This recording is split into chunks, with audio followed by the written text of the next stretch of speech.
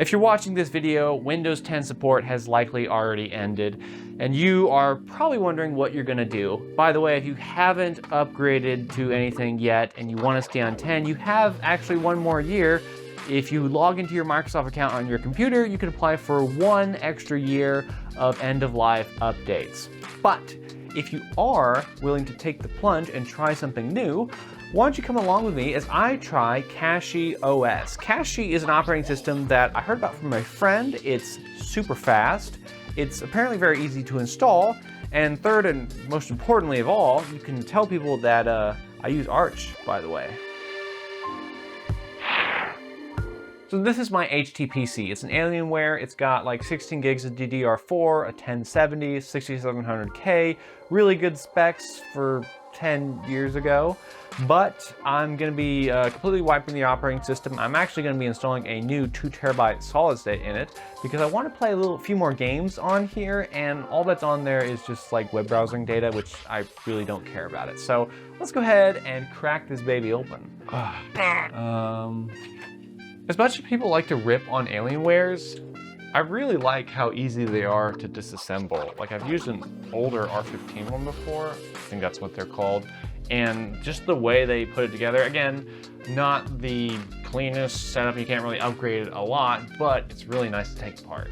So this already does have an NVMe SSD in it, but I want to add some more space anyway. Should have known that Dell was like, oh, you're gonna put these upside down because you're gonna do what we say because we're Dell and you're not a PC manufacturer. I think I need to take this thing outside and dust it off. I'll be right back. Perfect, now we're gonna throw ACHI on it. One of the things I wanna make sure works when I install CachyOS is my USB remotes.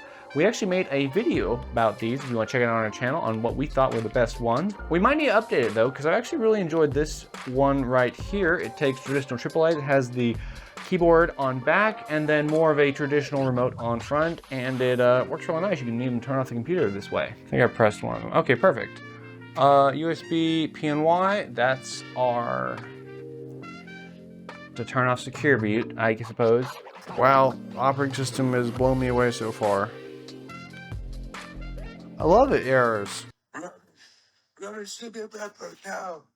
The Batman, you got clean off the bat perks, bruh. So it's been a few days of trial and torment, but if I hit this button right here, CachyOS is installed. But it wasn't as easy as I thought it was going to be, and I'm going to show you the steps that I took to get it running. Now, this may not work for your machine, but this is the steps that I found to get it working on this Alienware, which was surprisingly odd. Now, I'm in the BIOS of my Alienware Aurora R6. Now, one of the issues I was having was it would say CachyOS is installed, and then it would just freeze. It would give me a protocol error, which brings up nothing on Google or any kind of AI software, and so I was kind of lost. But then I tried installing Zorin because I figured, hey, Zorin has worked for a lot of things, why don't I try this? And it told me that the Intel management engine or something in relation to the storage technology was keeping it from being installed.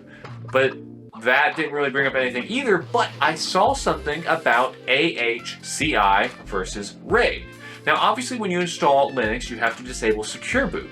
But instead of disabling all Intel services, like, I want to show you this. So you have Intel SpeedStep. One of the things that I saw when I was looking at how to fix this is you need to disable basically all Intel stuff. That did absolutely nothing. What you actually need to do is turn the SATA operation from RAID on to ACHI. So you don't have to go through a long list of disabling this Intel or that Intel. You really just have to turn off Secure Boot and disable ACHI, return it from RAID to ACHI. And the option that's under is SATA operation. It might be different, and I'm not really sure if your motherboard's different. Same thing, like how to get into the BIOS, it's F12 for the Alienware, but it might be F2, F8, enter, just spam all of them as you try to get into it. But the installation for CachyOS is very similar to every other Linux installation, except it has a long list of desktop environments and a few other things to choose from. It was set to KDE, but I decided to go with GNOME, which, hey, look at here. We are inside CachyOS. I want you in my room, and we can live together and do. So, it's been a few days and I've been using CachyOS as my HTPC and I really like it.